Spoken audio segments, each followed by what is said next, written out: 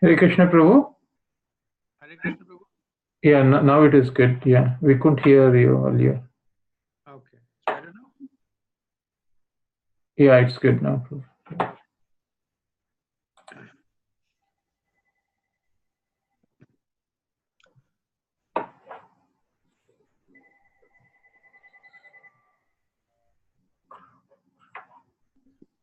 Om Namo Bhagavate Vasudevaya. Om Namo Bhagavate Vasudevaya. Om Namo Bhagavate Vasudevaya. Narayanam Namaskrityam Naram Cheva Narottamam Devim Saraswatim Vyasam Tato Jaya Udirayet Nashtaprayeshu Bhadreshu Nityam Bhagavata Sevaya Bhagavate Uttam Shloke Bhaktir Bhavatir Naistiki Nashtaprayeshu Bhadreshu Nityam Bhagavata Sevaya Bhagavate Uttam Shloke Bhaktir Bhavatir Naistiki Om Jnana Timandasya Jnananjana Shlakya Chakshuram Militam Yena Tasmai Shri Gurave Namaha.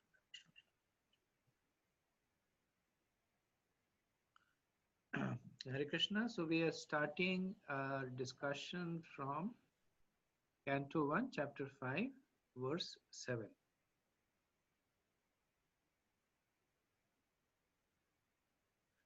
Tvam prayatanarka ivatrilokem antas charvayurivatmasakshi Ravare brahmani dharmato vrataha Snatasya menyunam malam vichakshava. Like the sun, your goodness can travel everywhere in the three worlds. And like the air, you can penetrate the internal region of everyone. As such, you are as good as the all pervasive supersoul. Please, therefore, find out the deficiency in me despite my being absorbed in transcendence under disciplinary regulation and vows. So, just a quick recap that this is the this is the ongoing. So, as part of the first 7 verses in the fifth chapter, is Srila Vyasadeva greeting Narad Muni. He expressed his discontent and he glorifies Narad Muni. So this is all setting the scene for, firstly, is the immediate clarification that will be given by Narad Muni to Srila Vyasadeva, and the subsequently setting the scene for the Srimad Bhagavatam to be spoken. So, as is expected of a sincere disciple, that when they come in the presence of the Guru, they should uh, say something to glorify the Guru. So this is just Vaishnav etiquette.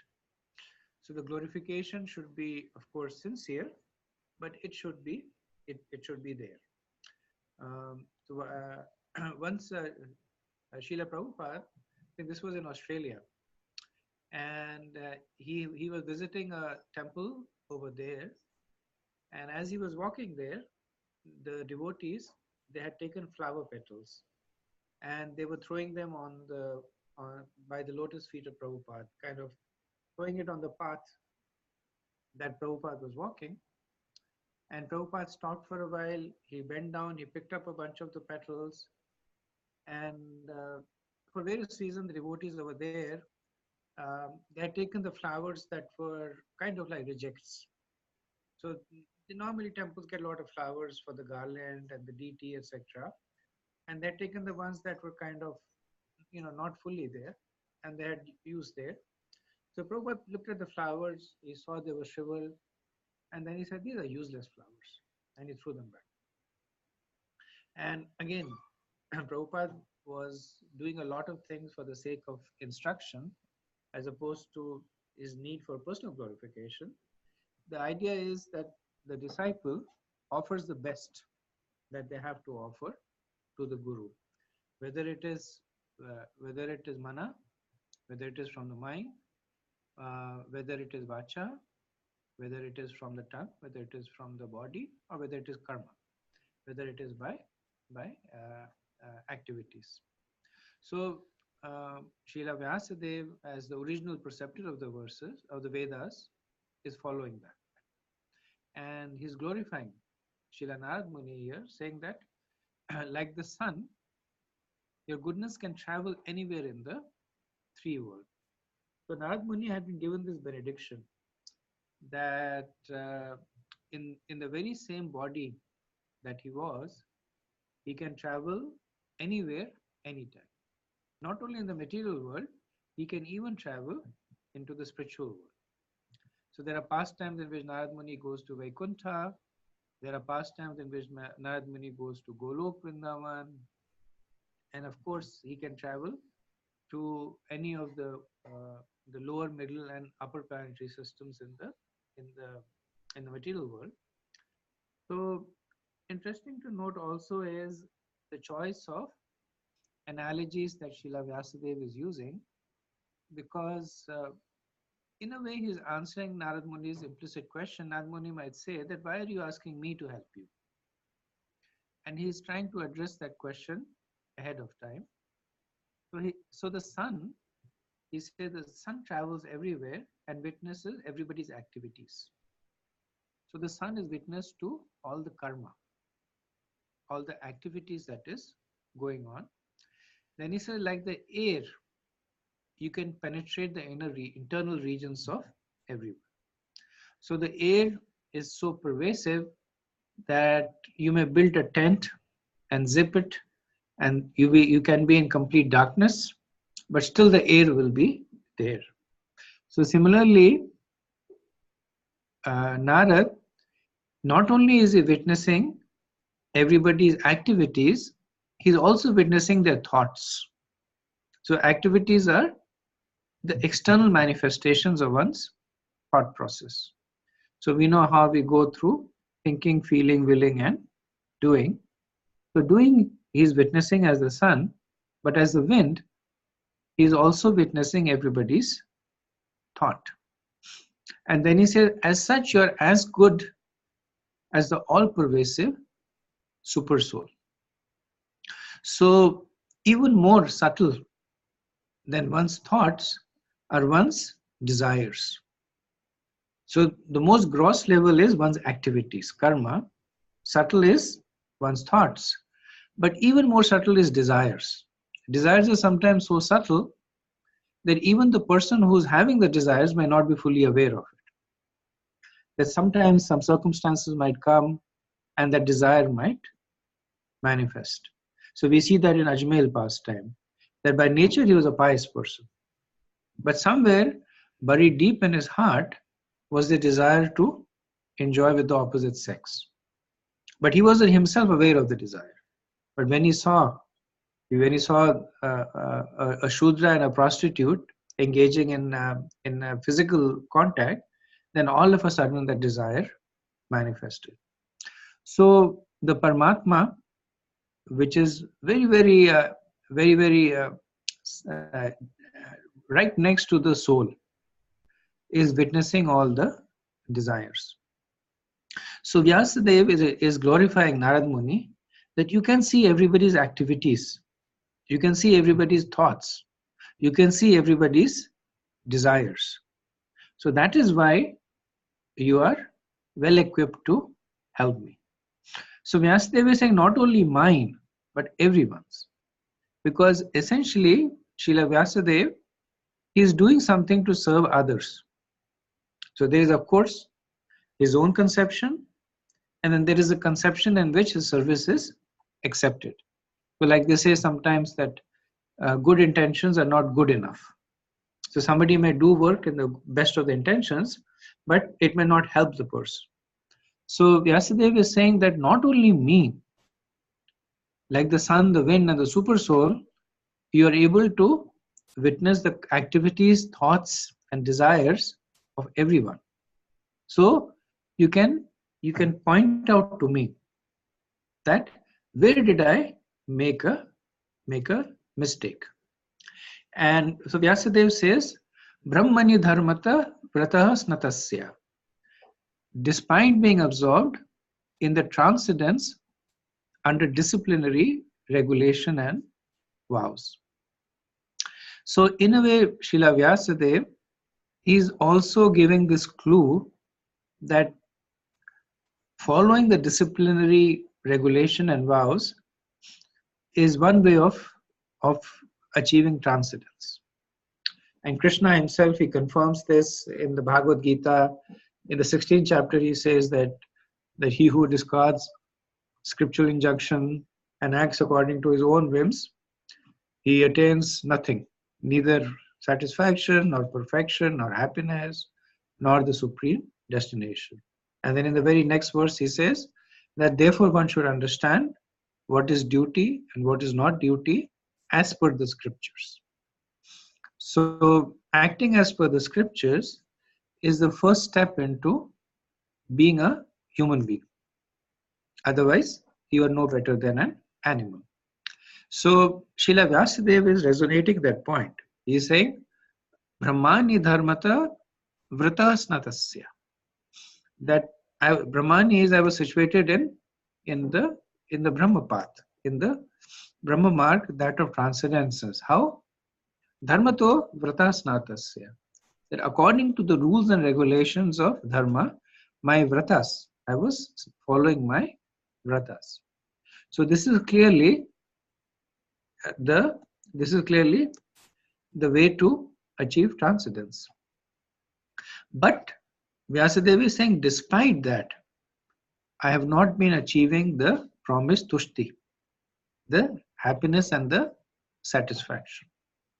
So Vyasadeva, so this is the end of the first section of the chapter, in which Vyasadeva shares his concerns with the Srila Narad Muni, and he approaches him for help. He glorifies Narad Muni as a person who's qualified to help him, and then he's basically saying that now you should help me. So the underlying message is that material knowledge and disciplinary vows, they cannot give one eternal happiness. And what happens when one is in not feeling spiritual happiness? We do what Srila Vyasadeva has done, that we approach a guru for help. Okay, any questions, comments on this? Hare Krishna Prabhu. Hare Krishna Prabhu. Please accept my humble obeisances. You were telling about how following the rules and regulations, the dharma or religiosity, puts one into a transcendental platform. But at the same time, it doesn't give the spiritual happiness. So does it mean the transcendental platform is not in itself spiritual, or how to understand this? So thank you, Prabhu. It's a good question. In a sense, that is a summary of the question that Srila Vyasadeva has asked Narad Muni, that following the path of dharma, I should get transcendental happiness, but I am not. And the short answer to your question is that yes, what you're saying is correct, that simply following the rules and regulations of the scriptures will not give you transcendental happiness. They may take you to the path beyond materialism. They may take you to impersonal realization, Paramatma realization. Now Srila Vyasadeva, he is firmly situated on the path of Brahman realization, but still he is feeling unhappy. And Srila Prabhupada mentions that in one of the conversations, when somebody asks him that what happens to people who are embarking on the path of Brahman realization, and Srila Prabhupada says they fall down. And then the disciple asks why? Because they're following the rules and the regulations of the scriptures, therefore on the path of transcendence. Why do they still fall down? And then Prabhupada, he stopped for a while, and then he turned and he said, because they become very lonely. So they may be transcendence, but they will not be transcendental happiness. And that's the distinction that Narad Muni will make for Srila Vyasadeva. Thank you, Prabhu. Thank you. Anything else? Okay, so we'll do 158.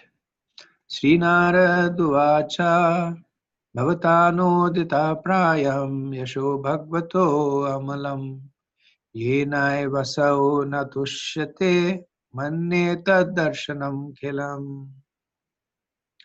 Narad said, you have not actually broadcast the sublime and spotless glories of the personality of Godhead. That philosophy, which does not satisfy the transcendental senses of the Lord, is considered worthless. So we see Srila Narad Muni taking on the role of a guru. And the first thing as a guru, what he does is that he chastises the disciple. We see the same thing in Bhagavad Gita, that as soon as Arjuna accepts Krishna as a guru, the first thing that Krishna does is he chastises Arjuna. He says, while speaking learned words, you're mourning for that which is not worthy of grief. So in the similar mood, and again, Narad Muni is doing it as a service. So he's saying that Khilam is worthless, inferior. So all that you have done, the huge achievements of Srila Vyasadeva, he summarizes it in Darshanam Khilam. That all this that you have done is useless. And of course, Narad Muni does not leave him over here and walk away, but what he does is, and this is, we see that as good communication skills, that when he speaks something, he will summarize what he is going to speak, then he will expand on it, and then he will, again as a conclusion, he will summarize. So Narad Muni will expand on it, but what he's speaking now is a summary. That because you have not actually broadcast the sublime and spotless glories of the personality of Godhead, this is considered to be worthless. So in the next 9 verses, Narad Muni will reveal to Vyasadeva the importance of glorifying Krishna directly as opposed to indirectly. And the essential message that he wants to give to us is that all paths, all literatures, all endeavors that are devoid of bhakti will simply agitate the mind. So this is the overarching message that he wants to give us. So looking at the verse a little bit more deeply, so Narad Muni says, Bhavata anudita prayam yasho bhagavato amalam. So Narad Muni uses the term anudita prayam. Anudita prayam means almost not glorified. So he's saying that all the work that you have done is anudita prayam. That through all your work, Krishna is almost not glorified. And this is a little different from saying almost glorified.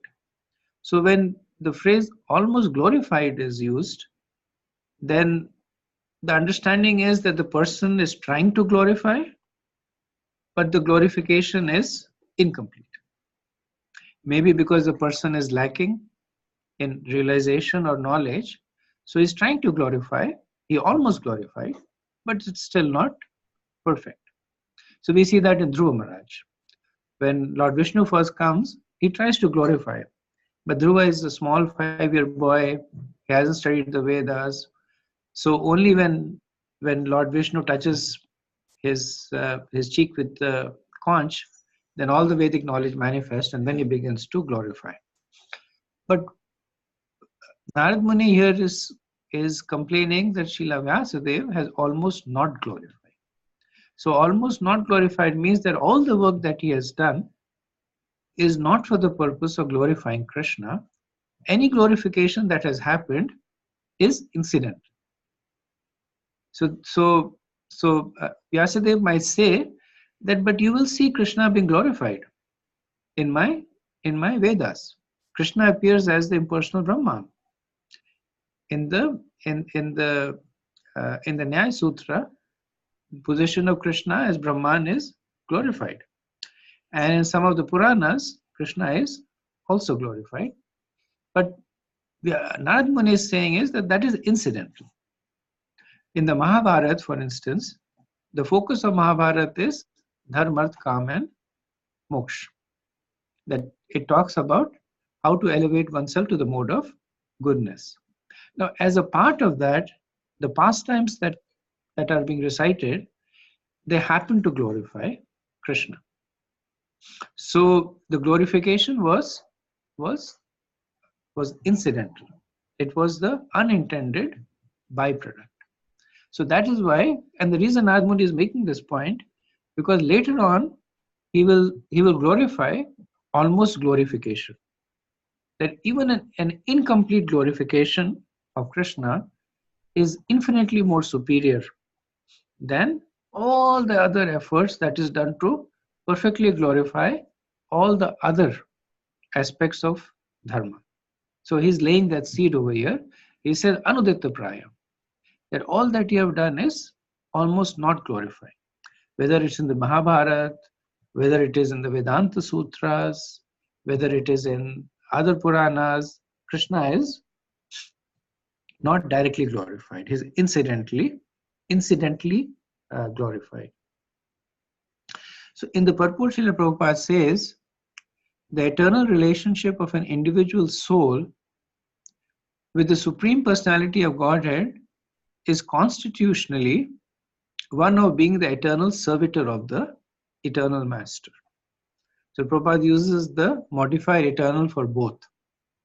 That Krishna is the eternal master and we are the eternal servitor. So which means that this relationship never ever changes eternally. Then he continues,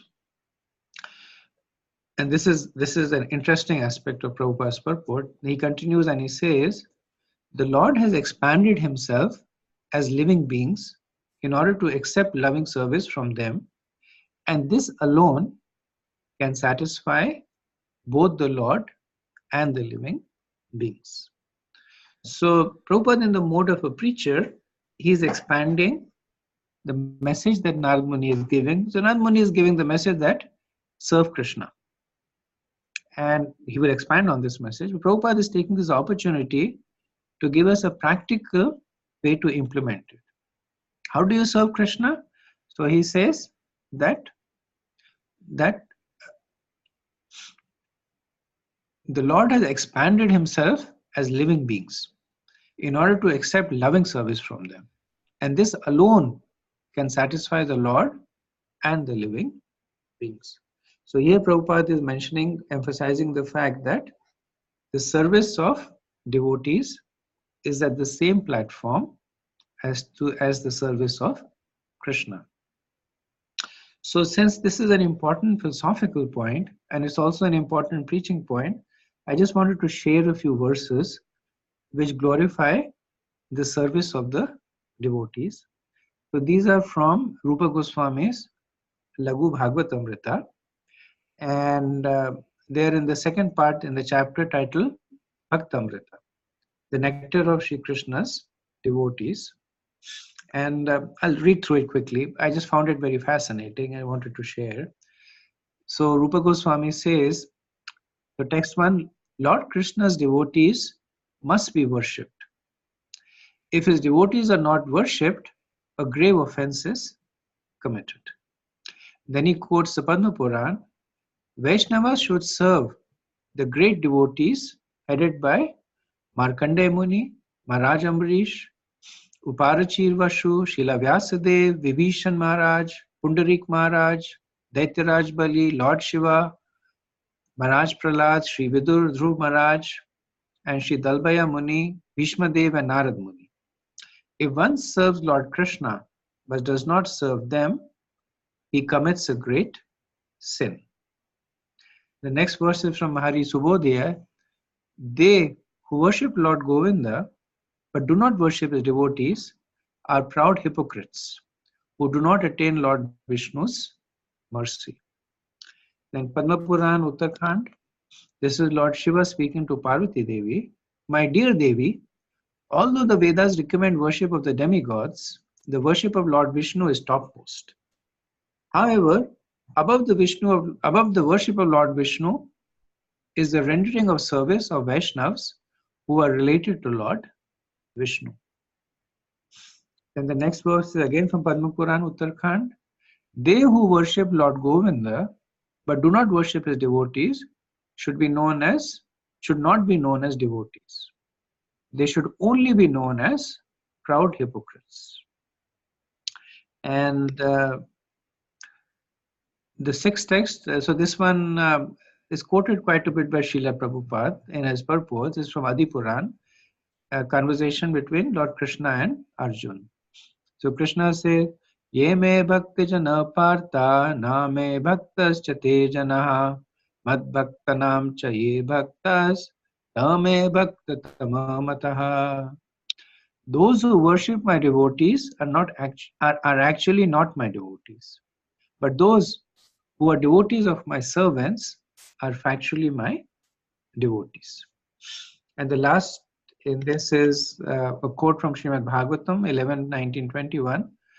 The worship of my devotees is more important than worshipping me. So Srila Prabhupada in the purport, he's bringing forth this practical aspect of worshipping Krishna. So preaching is kind of like walking on a razor's edge, that you present a philosophy and the person might become dogmatic about it. That in Narad Muni is telling Vyasadev that everything other than serving Krishna is useless. So then the person immediately rejects everything else. Rejects his guru, rejects his family, rejects Vaishnav Sangh, and says that I'll do Nirjan Bhajan. So Prabhupada in the purport is bringing this forth, which will also be expanded in the Srimad Bhagavatam, that when Krishna is saying worship me, he is saying that worship me and my devotees. So, coming back to the verse we were discussing. So Narad Muni says that asav na tushyate. So tushyate means satisfied, pleased. So he's saying Krishna is not pleased by what you have, by what you have recommended people, by what you have actually done. That philosophy that does not satisfy the transcendental senses of the Lord is considered inferior or useless, and the reason is Krishna is asav na trushyate. That Krishna is not pleased, and the reason that he is not pleased because there is only one thing that pleases Krishna, which is Shuddha Bhakti. So Krishna is not pleased by anything other than loving service. So this loving service to Krishna also means service to the devotees of Krishna. So that's why Krishna in Bhagavad Gita, he says, Patram Pushpam Phalam Toyam Yome Bhakti Prayashyate. So he says, 3 times he says, with love, with love, with love. That whatever is offered, with love. So the most important thing that Krishna accepts is loving service.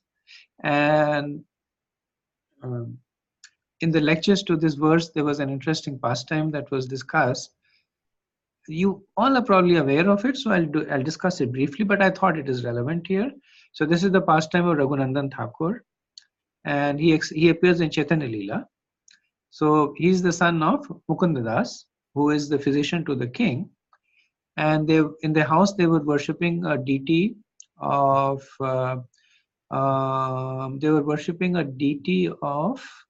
Gopinath. Gopinath deity. So once the father had to travel, so he told his son to make the offering to the deity. And the child was small, so he went and he put the plate of bhoga in front of the deity, and he said, "Eat." But the deity did not eat. So Gopinath started insisting, "Please eat, please eat. My dad will be upset, my mother will be upset." And then finally the Gopinath deity ate. So when he took the plate back, there was no food. So mother asked, "Where did all the food go?" And he says, "Gopinath ate." So the mother thought the child had ate and had eaten the food and he was just being naughty. But she was affectionate to the child. But she still mentioned the same to the father. And the father asked the same thing with Raghunandan Das. And Raghunandan said, "Father, Gopinath ate everything." So, "Are you telling the truth?" He said, "Yes." So the next day, when the child was again asked to make an offering, the father hid behind a curtain. And the child was offering a laddu. And he did the same thing. He told the deity, "Eat." And Gopinath reached forward and started eating the laddu. So Mukunda was so happy to see that he stepped out. And this is, of course, Leela. Krishna knows where everyone is. But he stepped out and the deity stopped eating. So this is in Srikhand. In Srikhand, there is still the temple of Gopinath, where the deity is holding a half-eaten laddu in the hand. And Chaitanya Mahaprabhu, he once asked Mukunda that, "Are you Raghunandan's father or is Raghunandan your father?" And then Mukunda very happily he replied that, "In material terms I may be his father, but in spiritual terms he is Raghunandan is my father." So this is in Chaitanya Charitamrita, Madhya Leela, chapter 15. This pastime is there to glorify that. So Raghunandan was offering love devoid of everything. He did not know the mantras to chant. He did not know the upchars to offer. He did not know the process to follow. He had himself not been trained in that. But there was one thing that he could offer, which was love. And that was something that Krishna accepted. And we see that in some other, like Krishna's in Vrindavan's pastime with the wives of the Brahmanas. So the Brahmanas were performing very rigorous worship, and the wives, the Dvija Patnis, they were simple. But Krishna accepted their worship much more pleasingly than the Smarta Brahmans. We see the same thing in Vritasur. Vritasur is a demon, but actually he was much closer to Krishna than even Indra because of his position as a devotee. So in the verse, Narad Muni concludes by saying, "Manyatad darshanam khilam." And he says, "Manyatad, I think, darshanam khilam." Because of this reason, the philosophy is inferior. The reason being, does not attract the attention of Krishna. So Prabhupada in the purport, he concludes, he says, the compiler of the Vedanta Darshan is Vyasadeva himself. Yet he is troubled, although he is the author. So what sort of transcendental bliss can be derived by the readers and the listeners of Vedanta, which is not explained directly by Vyasadeva, which is not explained directly by Vyasadeva, the author? Herein arises the necessity of explaining Vedanta Sutra in the form of Srimad Bhagavatam, the self-same author. The Prabhupada says that when the author of the Vedas and the Vedanta Sutras is not experiencing happiness, how can the reader experience? And that is why it has been explained in the Bhagavatam. Okay, any questions, comments? Hare Krishna Prabhu, again, I just have a quick question. Is this Gopinath in pastime of Raghunandan the same as Laddu Gopal, or is it different? Because we always see Laddu Gopal with the half-eaten Laddu. and I'm not sure whether somewhere I heard that it is same, but I'm not sure whether it is the case. It could be. Laddu Gopal Prabhu is a more generic term that is used to worship Krishna in the Bal Roop. So you see a lot of that in Gujarat, where Krishna is worshipped as Laddu Gopal. So this is Krishna in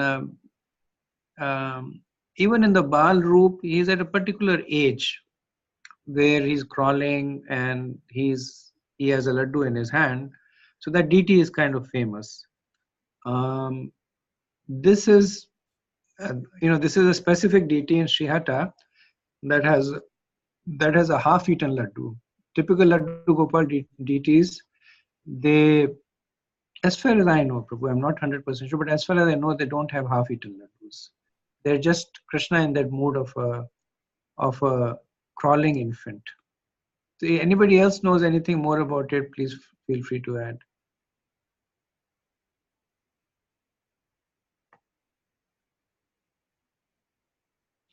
Any other questions, comments? Yeah, Prabhu, one question. So is there a reason that that Vyasdevji, did not write, he, where it said, the verse said, he almost praised, or almost not praised the Lord. So, we know, Sukta Goswami, but purposely he didn't, sorry, Shukadeva Goswami purposely didn't mention the word, the name of Radharani in the entire Bhagavatam, because he will go into ecstasy only in one particular instance where he, indirectly referred as Radharani as that particular gopi or something. So is there a reason that Vyasdevji did explicitly mention about the Lord and devotional service? Thank you. It's a good question. So in terms of reason, that parallel to Sukadev Goswami is not the situation with Srila Vyasadeva. So Vyasadeva did not mention Krishna because he was scared that he would go into ecstatic rapture, or he would be unable to continue with his service, because he does later on in the Bhagavatam, he does mention Krishna. So that's not the reason. Was he not aware of Krishna's greatness? He was aware of Krishna's greatness. So that is also not the reason. So one thing we have to understand, that a lot of this transition that is happening is more so for our benefit.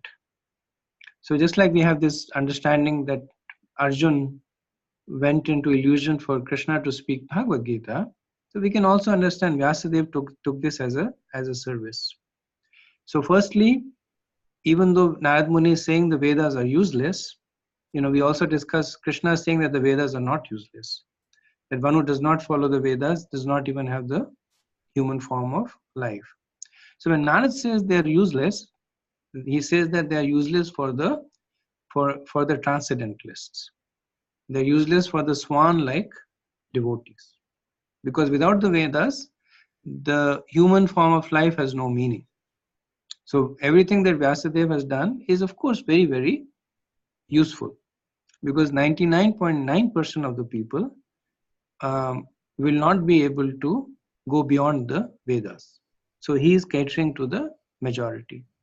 But here Narad Muni, he is talking from the perspective of that 1/10 of a person, the group of people who wish to go beyond the four Purusharthas into spiritual perfection. And from their perspective, he is chastising Srila Vyasadeva. That you have given all this, what have you given to them? How will they benefit? And the second thing Narad Muni also does is that, and we'll see that in the subsequent verses, that he also talks in terms of time sensitivity. That the Vedas may be useful in Satyug, Treta and Dwapar Yug, but not in Kali Yug. In Kali Yug, The only thing that is useful to people who are simple-minded is access to the direct glorification of Krishna. Thank you, Prabhu. Krishna Prabhu, please Very accept well. my humble obeisances. Prabhu, you spoke about serving devotees is same as service to Krishna, and Krishna even likes his devotees to be worshipped. So on that point, in our parampara, the temples, we see that when Guru Puja happens, the curtains are open, and the Guru Puja, the worship of Prabhupada, happens when the curtains are open. But during Vyas Puja or Tulsi Aarti, the curtains are closed. So if Krishna prefers his devotees to be worshipped, why do we close the curtain for Tulsi Puja, and why do we close the curtain for Vyas Puja of our Guru Maharaj, or other than Prabhupada? So think of it this way, Prabhu, that so Krishna has glorified the service of his devotees. So you have an altar in your house, and you say that I am a devotee of Krishna. So there is Krishna's picture, on top of that is my picture, right? So in a way, what you're saying is that I'm being true to Krishna's words, but you're not getting the spirit of what he is saying. The spirit of what he is saying is that when you were on our altar, we have the picture of Srila Prabhupada, we have the picture of Guru Maharaj, but always at a level lower than that of Krishna, because that's what they ask us to do. So the mood between Krishna and his devotee is that of mutual glorification. Krishna glorifies his devotees glorify Krishna. But from our perspective, the whole philosophy of worshipping Krishna through his devotees, it is, and I'm sharing a class that I had attended many years ago. So it is training us to live in the spiritual world.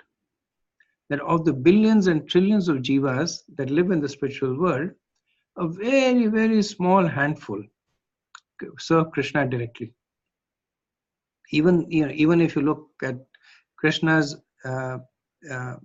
immediate repertoire, there is the Ashtagopis. Even amongst the Ashtagopis, Vishakha and Lalita, and even amongst his cowherd friends, Gopas, the 8 Gopas, primary Gopas are there. But he has millions of Gopa friends, billions of Gopis. How do they serve Krishna? They serve Krishna by serving somebody who's serving somebody who's serving somebody who's serving Krishna.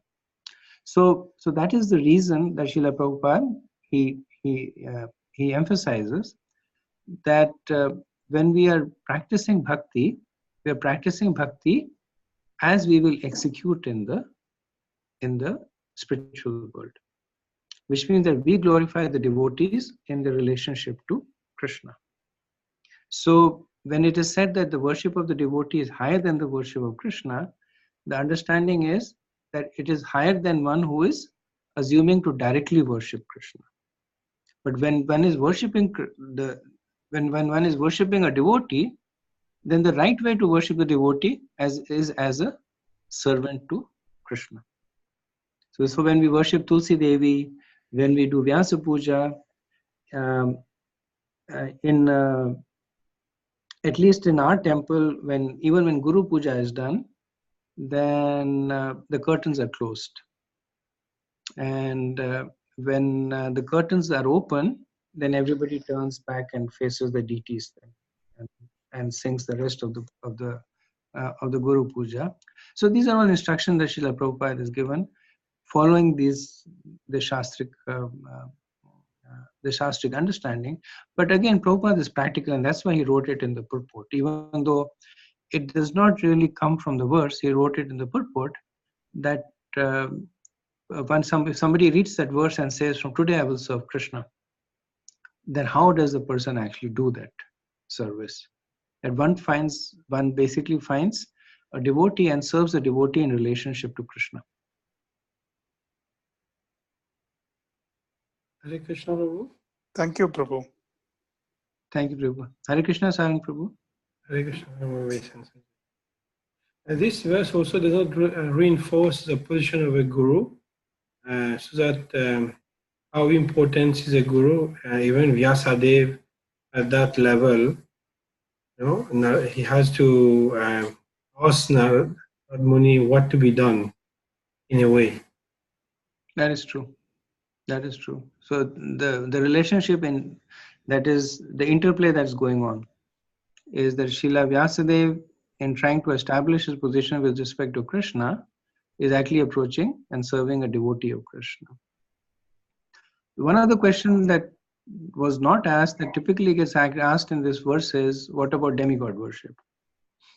Because if Krishna is saying, and not Krishna, Rupa Goswami, so many quotes coming up that worship of my devotees is greater than my worship, then why is the Vaishnava philosophy and Krishna himself discouraging the worship of devas, who are unquestionably devotees of Krishna? Does anybody have any thoughts, comments on that? Oh, it's all dependent on what we pray to them. For example, Lord Shiva is Mahadev. If we worship him as Gopishwar Mahadev, it's something else. But if we worship him as God himself, it can be an offense. Lord Shiva himself will not be happy that we are glorifying him as God. Right. Right. Good. Thank you. Any other thoughts? Basically, Prabhu, what I feel is, as even in Bhagavad Gita, Krishna himself says, as you rightly said, to worship me as the root, but it doesn't say anything that we should not worship. This verse clearly explains we should know the positions of each demigod. Like, for example, Shiva is a Param Vaishnava. So if we know the position and how we approach them is what we have to see, approaching through them to Krishna. Right, right. And that is the sense of Sambandha Gyan. The point that that Vyasadeva is, rather Srila Prabhupada is making and comes through later on is that, yes, definitely, the worship of Krishna's devotees is higher than the worship of Krishna. And we see the term hypocrite being used, at least 2 times the term hypocrite is being used. So in the same context, the worship of the demigods is only condemned if it is done in isolation from Krishna. If Lord Shiva is considered as God, or Durga Devi is considered as God, as superior or at the same level as Krishna, that is condemned. But worshipping the devas in relationship to Krishna is at the same category as worshipping, making advancements by worshipping devotees of Krishna. And we see scriptural examples of that we see the gopis, they were worshipping Katyayani, who's Durga Devi. And this time of the year, actually, when the Vrat was done, they were worshipping Katyayani. But the benediction they were asking was that please give me Krishna as a husband. Similarly, we see Tulsi Devi and what was her husband's name? Tulsi Devi and forget the name of the husband, but both of them worship Lord Brahma. And when Lord Brahma appeared, then Tulsi Devi said that I would like to be the wife of Lord Vishnu. And so Brahma gave that benediction. So these are situations where a deva was worshipped, but in the right conception. Not to prolong this subject, Prabhu, I have one simple question. If you go to even Puri or even Mayapur or even Vrindavan, we have there like a Kshetrapalak, like Shiva's temple, right? So the question I have this from past few years actually. Why do we don't have in temples? Why Prabhupada has condemned keeping Shiva in within our temple area anywhere? We don't do that. Even including like a few temples, like in Tirupati, they have even I think Lord Venkateshwara. Only a few temples are there like that, but no, not in the altar though, but outside they have. Is there any reason Prabhupada has? So I can give you. I haven't seen any writings on this, but I can give you a discussion-based reason, based on discussion that has happened on this topic, and kind of very relevant to the section that we are discussing. So here Narad Muni is condemning Vyasadeva that people are inclined to materialistic enjoyment, and you have given them opportunity to enjoy materially, and so you have misled them. So that is also one of the reasons Prabhupada wanted to keep the mission simple and straightforward. They worship Krishna, because people are inclined, especially people from Indian origin, they're inclined to demigod worship. So they will, you put Lord Shiva's temple in front of a Krishna temple. So people who worship only Lord Shiva, they may come and worship Lord Shiva. Somebody might say then Shiva and Krishna are same. You worship, you follow both festivals of Lord Shiva and etc. etc. So in a way, it's kind of like when you're teaching somebody in elementary school or primary school, you teach them the basic laws of motion. That for an action there is opposite reaction and inertia, simple things. And when they become more advanced, then you can reveal quantum mechanics and quantum whatever, the more advanced form, because then they have the maturity to not get bewildered by it. So Srila Prabhupada, he was preaching to the masses. He was aware of the fact that one of the biggest sources of confusion is this: the position of Krishna with respect to the other demigods. Common understanding is Brahma, Vishnu, Mahesh, they are at the same level. And so he followed, he did not want to create confusion, so he followed the simple path of Keval Krishna Bhakti. I went to in Delhi, there is a Gaudiya Vaishnav temple, actually very close to my house. It's the last temple established by the Gaudiya Vaishnavas in 1956, and it's actually just one block from my house. They have a shivling. When you enter, they have a shivling, and after you take darshan of the shivling, then there is Radha Krishna deities over there.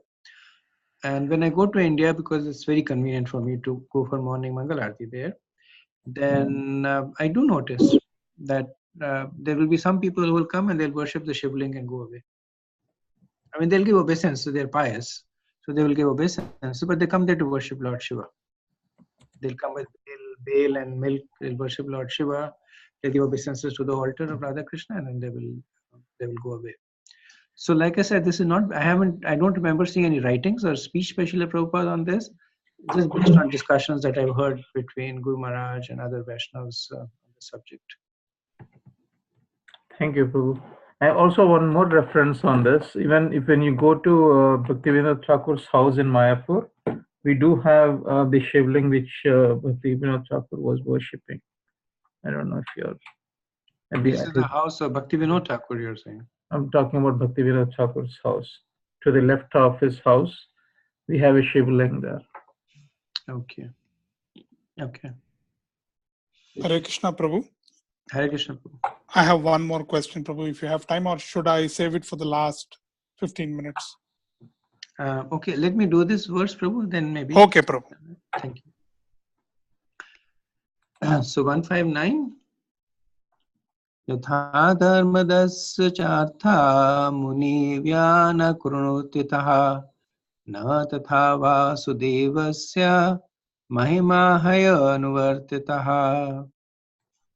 Although, great sage, you have broadly described the four principles beginning with religious performances, you have not described the glories of the Supreme Personality, Vasudeva.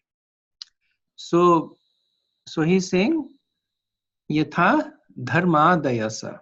So dharma in this context is dharmarth, kam and moksha. So he's saying that you have defined the four, the chatur purusharthas. You have defined the four purusharthas, then which he says that dharma adaya. He says which mark the beginning of the human form of life. So you see there is an implicit. So one of the questions that was asked by Achyuta Mataji was that why did he speak about all this? Was he not aware of Krishna? So Narad Muni is making this point that you did dharma adya. So you spoke about the four purusharths adaya, which is marks the beginning of the human race. And then he says dharma adayas chartha. So as something useful. So he's saying you have given the four purusharths which mark the beginning of the human race as something that is useful. But, now comes the but, na tatha vasudevasya mahima haya anuvartita. But you have not taken the time vasudevasya mahima, the glories of Vasudev, anuvarnita. So varnita means to describe. Anuvarnita means that following. Following the tradition or following the footsteps. So Narad Muni is calling out the real situation of Vyasadeva. You had to do this. You had to do Dharmadhya because these Chatur Purusharths, they mark the beginning of the human form of life. If one does not follow the Vedas, one is not a human being. So fine, you have done that, and he says that you have shown them as cha artha. You have shown them as something that is useful. So this is artha is different from the arthakam moksha, but same meaning. So artha means material gain, something useful from a material perspective. Here he is saying, Narad Muni is saying that you have shown them as cha artha, as something useful. But the problem is that along with this, you have not given the Vasudevasya Mahima Haya Anuvartita. So this gives us a holistic view that Narad Muni is not saying to Vyas that don't give the Chatur Purusharthas, don't give the Vedas. He's not saying that. But he's saying that in addition to that, you should have also glorified Krishna. So when Vyasadeva rectifies the situation, it's not that he rejects the Vedas or that he rejects the Vedanta Sutras. No, they're still there. But he supplements that with the Srimad Bhagavatam. So Prabhupada in the purport, he says that the prompt diagnosis of Sri Narad is at once declared. The root cause of the despondency of Vyasadeva was his deliberate avoidance of glorifying the Lord in his various editions of the Puranas.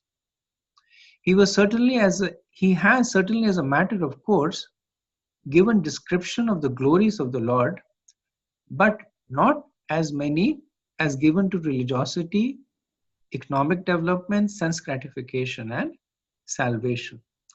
These four items are by far inferior to engagement in the devotional service of the Lord. Sri Vyasadeva, as the authorized author, knew very well this difference. And still, instead of giving more importance to the better type of engagement, namely devotional service of the Lord, he had more or less improperly used his valuable time, and thus he was despondent. So the first three Purushars, Dharma, Artha and Kam, they give Vishayanand. So Vishayanand is the pleasure of the senses interacting in the material world. And Prabhupada explains that that if this are followed as per the scriptures, then they lead to the fourth Purusharth, which is moksha. So in the purport he says, after liberation, which is the last item in the line of the performing religiosity, etc., one is engaged in pure devotional service. This is called the stage of self-realization or Brahmabhuta. After attainment of this Brahmabhuta, one is satisfied. But satisfaction is the beginning of transcendental bliss. One should progress by attaining neutrality and equality in the relative world. And passing the stage of equanimity, one is fixed in the transcendental loving service of the Lord. This is the instruction of the personality of Godhead in the Bhagavad Gita. So Prabhupada in the purport is talking about this progression. That Dharma, Artha and Kam, one gets Vishayanand. Moksha, one gets Brahmanand. So Brahmanand is the neutrality, the pleasure of no grief. There is no explicit happiness, but there is no grief. Then from Brahmanand, then when Prabhupada says that one progresses to the stage of neutrality and equality, that is Paramatma realization. So that is Paramanand. So from Vishayanand to Brahmanand, Brahmanand to Paramanand, and finally from Paramanand to Premanand. And Premananda is happiness in the loving relationship of Krishna. So Radhanath Maharaj, in one of his lectures, he says that an ocean of Vishyanand is contained in a drop of Brahmanand. And an ocean of Brahmanand is contained in a drop of Paramanand. And an ocean of Paramanand is contained in a drop of Premanand.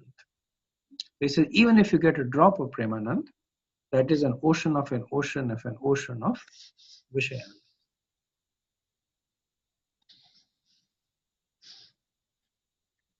So in Priti Sandarbha, Jiva Goswami, he comments on this verse, and he says that even knowledge of eternality is useless if it is devoid of Lord Krishna's devotees.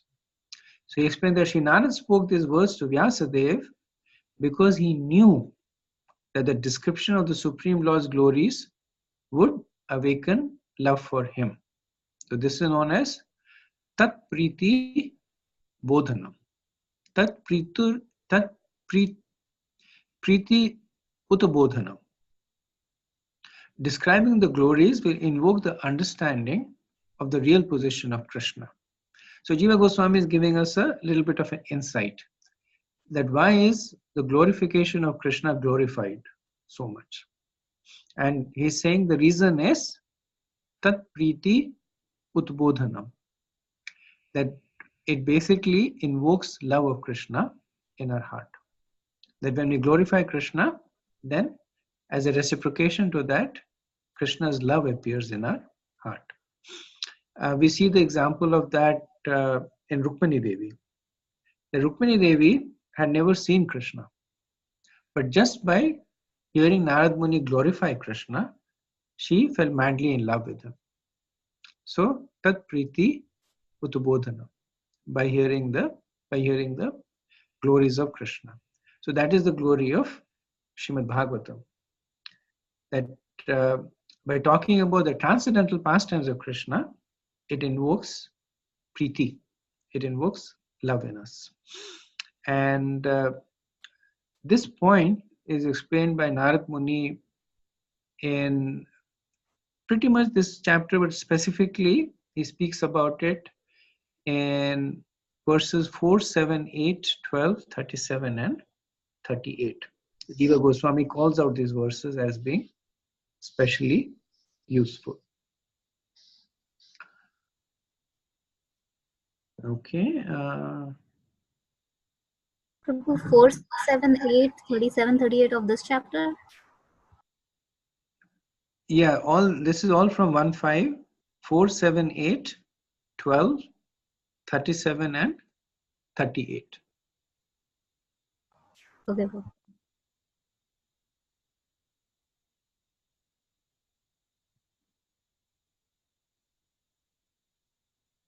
Okay, 1510.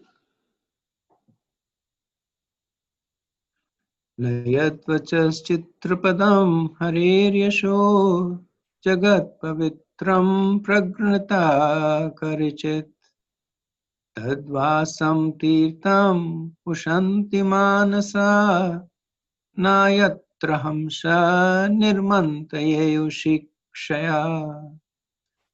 Those words which do not describe the glories of the Lord, who alone can sanctify the atmosphere of the whole universe, are considered by saintly persons to be like unto a place of pilgrimage for crows. Since the all perfect persons are inhabitants of the transcendental abode, they do not derive any pleasure here.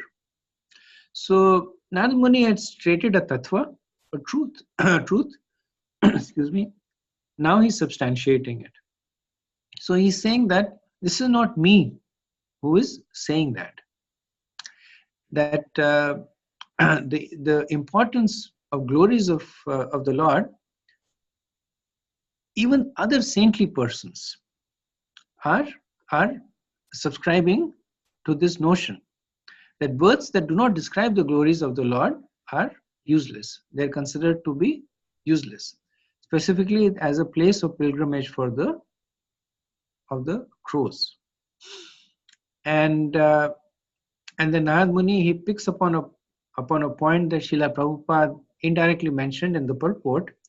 He says that all perfect persons are inhabitants of the transcendental abode. They do not derive any pleasure there. So remember, Prabhupada mentioned that serving Krishna is serving his devotees. So here Narad Muni is calling it out, saying that the words that do not describe the glories of Krishna do not please his devotees. So if there is no service to the devotees, there is automatically no service to Krishna. So one of the other points that Vyasadeva is making is that, Narad Muni is making is that Vyasadeva might say that how can you say I have not glorified Krishna? What about the Vishnu Puran? What about the Padma Puran? What about the Gopal Tapani Upanishad? So they are glorification of Krishna. But the point that is made is that unless the glorification of Krishna is prominent and primary, it does not really serve the purpose of attracting the heart of Krishna and his devotees. So this goes back to the definition of bhakti, anabhilashita shunyam gyan karamadhya navritam anukulena Krishna no anushilanam bhaktir uttama. The bhakti should be direct and uninterrupted. So same point is being made by Narad Muni, that you may have indirectly glorified Krishna. You may have unintentionally glorified Krishna. But the devotees are not going to be happy with it, because they are only pleased when Krishna is directly and sumptuously glorified.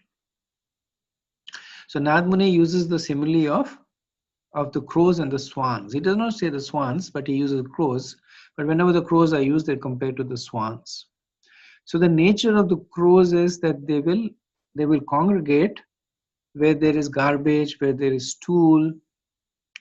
And Prabhupada had funny lectures on this. He would say the crows sit over there, they will eat garbage, they will eat stool. One crow will turn to the other crow and say, Mr. Crow, how's your day been? How is your garbage? The first crow will say, Mr. Crow too, this garbage that I'm eating is very tasty garbage. Do you have any other garbage to share? So Prabhupada kind of makes fun of this. But this is what is Prajalpa. It's basically talking about matters that really have no satisfaction. Even material satisfaction is very limited. But on the other hand, Prabhupada says that the swans do not take pleasure in places where crows are assembled for conferences and meetings. So when I was reading this, so every year I have to go for a conference. So I was kind of feeling bad about it. That to a great extent, conferences are kind of like this. That different people come and share stuff, and at the end of the day, everybody takes some bags and monogram stuff and goes home. So Prabhupada says that assembled for conferences and meetings, they're instead seen in the atmosphere of natural scenic beauty, where there are transparent reservoirs of water nicely decorated with stems of lotus flowers in variegated colors of natural beauty. That is the difference between the two classes of birth. So Nagmuni is saying Vyasam, Vayasam Tirtham as the places of pilgrimage for the crows. So then Nagmuni later on in the verse he says Chitrapadam Harer. So Chitra means painting, decorating. Padam, lotus. Harer, Krishna. So decorating the Lord. So Sridhar Swami on this phrase he comments that except when describing the glories of the Lord, any literature, any science, any contribution is simply Vak Chaturiyam, is simply a jugglery of vocabulary.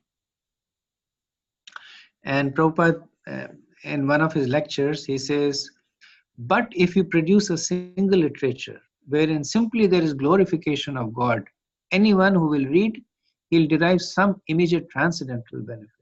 Produce a page only back to Godhead. Oh, that will bring revolution to the human society about understanding of spiritual life. So when one becomes completely separated from all these material desires, even if you offer him some profit, he will not accept. It is the test. Na yatra hamsa nirmante usikshaya. Because his mind is absorbed in greater things. Ushikshaya. Brahman. We are teaching people to become immediately Paramhamsa, highest stage of sannyas. And the method is simply chanting Hare Krishna. Okay. Do we have questions, comments on this? Hare Krishna Prabhu, not on this verse, but the one before. Yes, Prabhu. So it was related to the demigod worship. So there is this, there is a verse that says that there are 7 holy places in India: Haridwar, Puri, Kashi, Avantika, Badri. I always had this doubt in that 7 places. This Kashi is there. All other places are places of Vishnu worship primarily, but Kashi is predominantly worshipped to Lord Shiva. And these 7 holy places, they say that one leaves their body in these 7 places, which includes Kashi, then they get liberation. So I personally know there are a lot of hospices in Kashi. People just come to leave their body, just like in Vrindavan we have hospices. People come all over the world to leave their body in Kashi. So my question around this point is, as Kashi is predominantly a Shiva worship place, how can one get liberation? And is that a more of an impersonal liberation, or is it more of a personal getting inside the spiritual planets and spiritual abode? Okay, so my understanding, Prabhu, is that this notion of the tirthas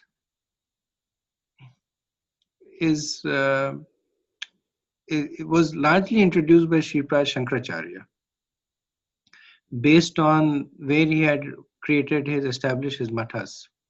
So he had established maths at different places, and so at this point I'm speaking. So I'm speaking based on a discussion on Sripad Shankaracharya that I'd heard as a part of Vaishnav dialogue. So Sripad Shankaracharya was very active in promoting the the following of the tenet that he had established. So a lot of this notion of tirthas, there is also the Chatur tirthas, you know that, right? Which is Jagannath Puri, Chardham. Chardham. So there is the Chardham also. There is the Char Upadhams also. Then there is the Divya something, which are Divya Desham. Divya Desh, which are a group of temples dedicated to Durga Devi. And similarly, there is some. So there are a lot of these things that are there. Some of them were introduced by followers of that particular deity. Some of them may have been introduced by the scriptures, because the scriptures do promote their particular worshipable deity. So they may have been promoted by them. I don't know about this 7 dhams, one way or the other. My understanding is that Sripad Shankaracharya had promoted it. I'm also not sure if Vaishnavas go to Kashi to give up their body. So, but I don't know either way. I know for a fact that a lot of followers of Lord Shiva go to Kashi, but not sure if Vaishnavas go to Kashi following this injunction of the 7 dhams. Thank you, Prabhu. Okay, so we'll stop over here and see if there is any other questions or comments.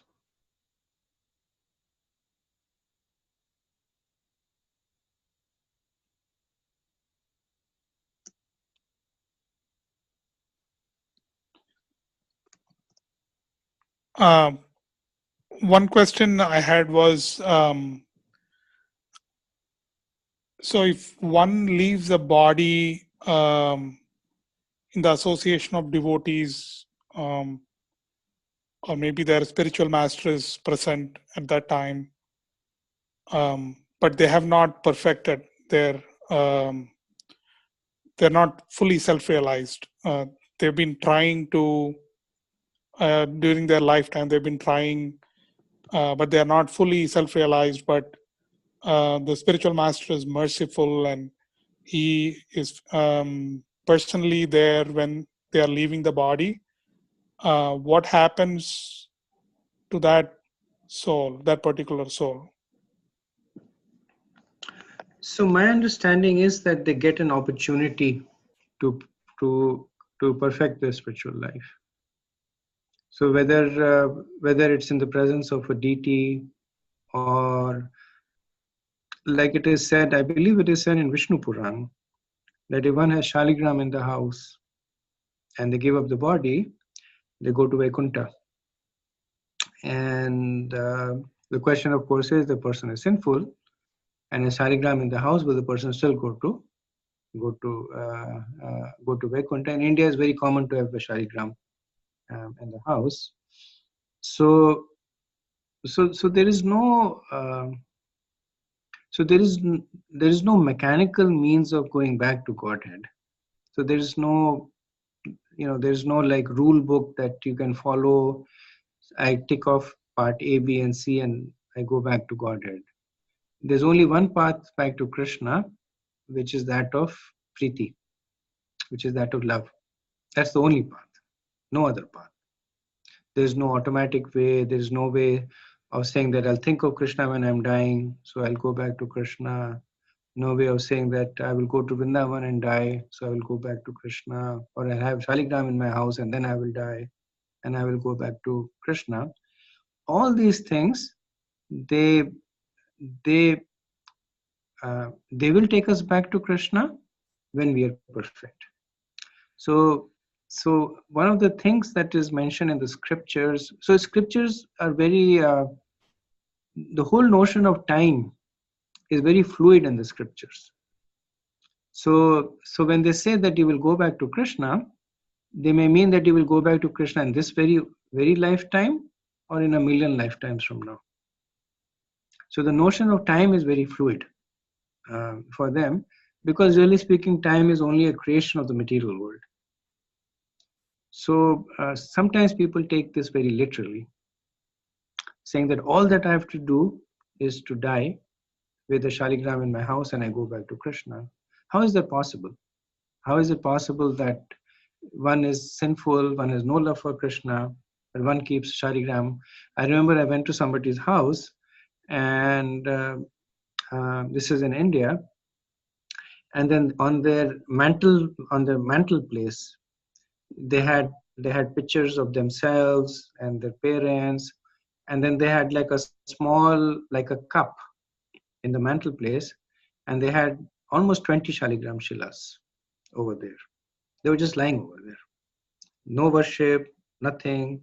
They had got them from somewhere. They had just put them over there. I said, these are shaligram shilas. He said, yeah, we are the shaligram shilas.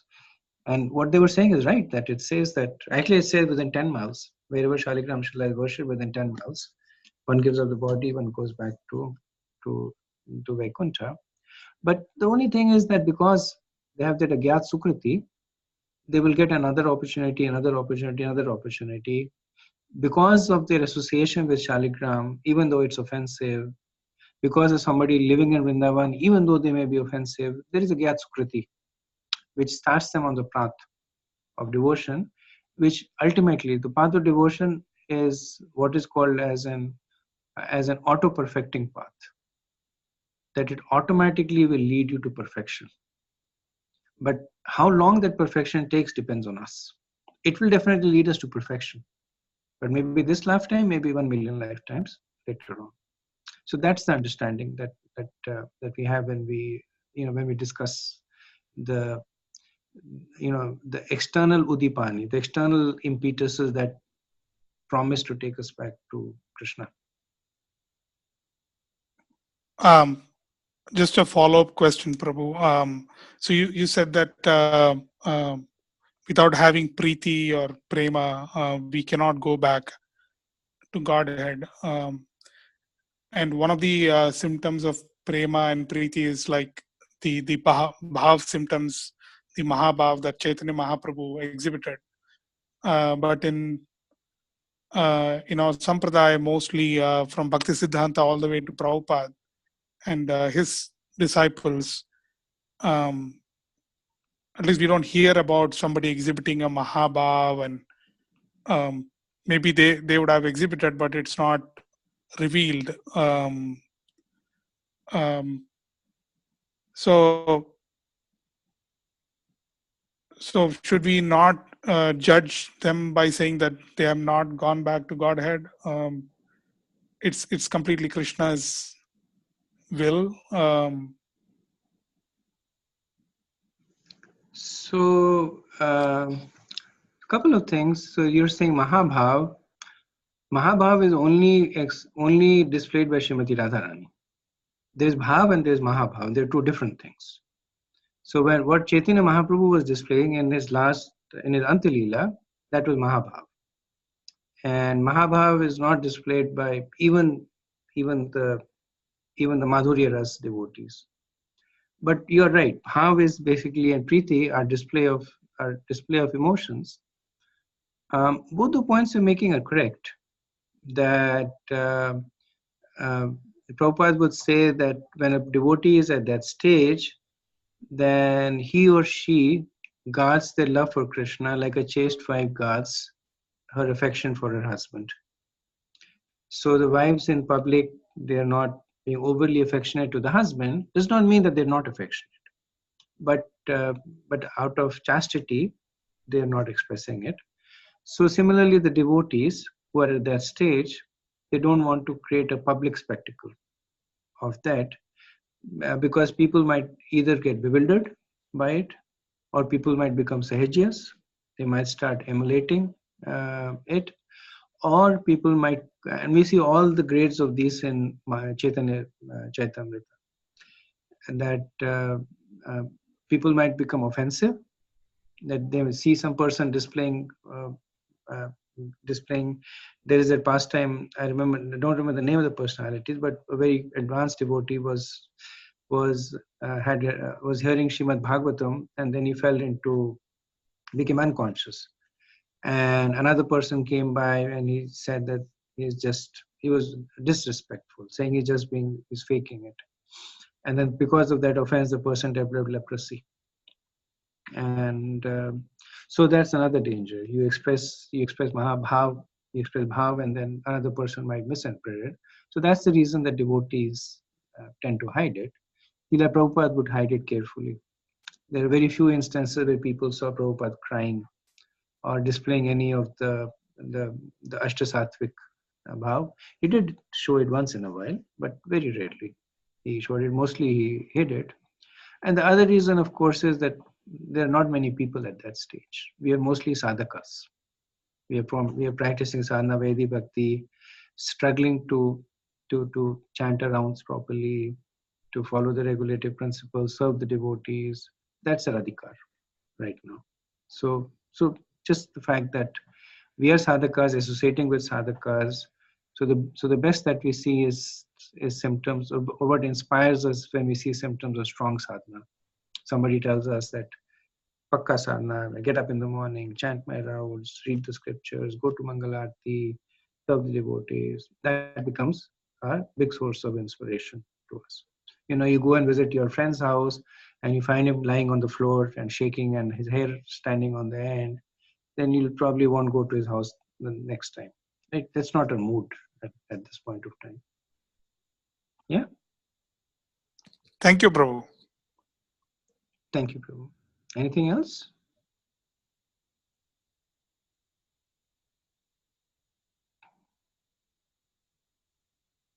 Okay, so we'll stop over here. Vanchakalpatarubhayaschet kripasindhubhyev cha patitanam pavanebhyo vaishnavebhyo namo namah. Anantakoti Vaishnav Vrinda ki jai. Srila Prabhupada ki jai. Tagore Premanand. Hare Krishna. Hare Krishna.